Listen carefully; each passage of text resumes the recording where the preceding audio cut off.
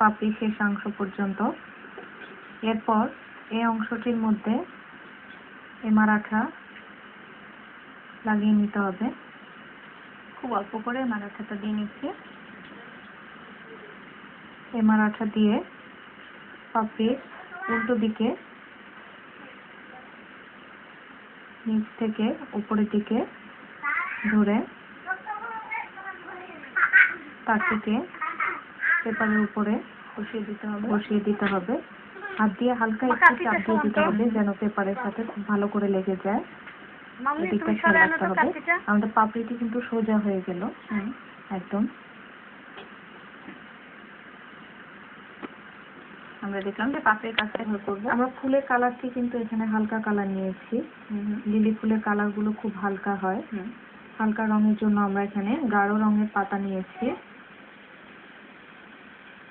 পাতাটিও side থেকে পাপড়ির মতো একইভাবে ফিল করতে হবে।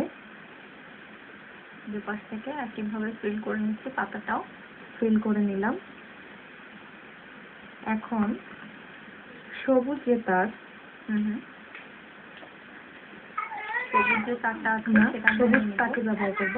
পাতার ক্ষেত্রে কিন্তু আমরা 22 নম্বর তারটি ব্যবহার করব, কারণ আমাদের পাতাগুলো একটার সাথে একটা জোড়া দিতে হবে। জোড়া দিয়ে ডাল তৈরি করতে হবে। এ কারণে আমরা একটু মজবুত তার দিব এখানে। পাপড়ির ক্ষেত্রে আমরা ব্যবহার করেছি 24 নম্বর তারটা, কিন্তু পাতার ক্ষেত্রে 22 নম্বর তারটি ব্যবহার করতে হবে। এবং নিচের দিকে আমরা ফুলের পাপড়ি থেকে আরেকটু বেশি তারও রাখতে পারি। এখানে একটু বড় তারটা রাখতে হবে। আর আমরা এখানে 22 নম্বর তার ব্যবহার করছি।